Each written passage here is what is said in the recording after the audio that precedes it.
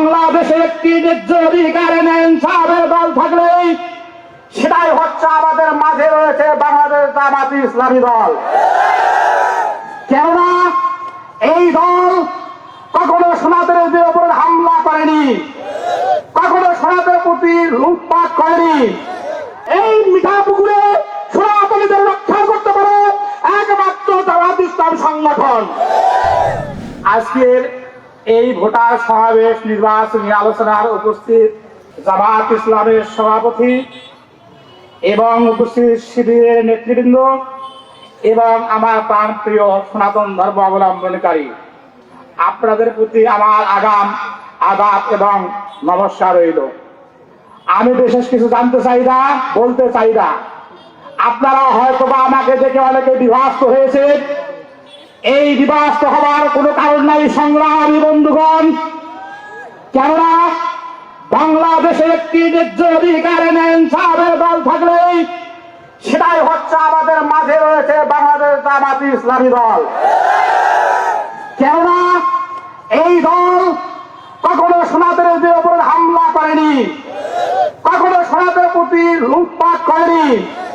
ভাই সাহেব, সংগ্রামী বন্ধুগণ, সে নিজের ধর্মকে সম্মান করতে পারে না, সে অন্য ধর্মকে সম্মান করতে পারে না।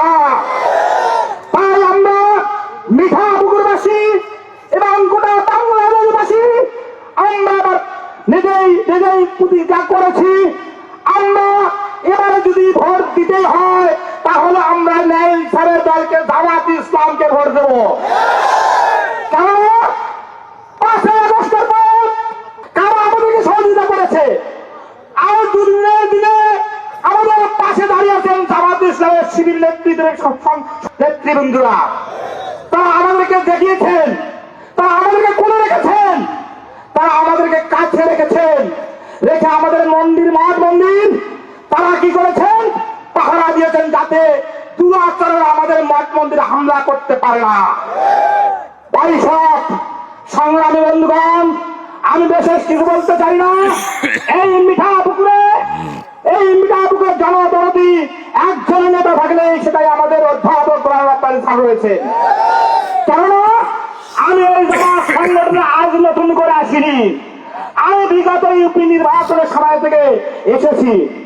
তাই আমি এসেছি, বলেছি এবং জেনেছি এই মিঠাপুকুরে সোনাতলীদের রক্ষা করতে পারে একমাত্র জামাত ইসলাম সংগঠন।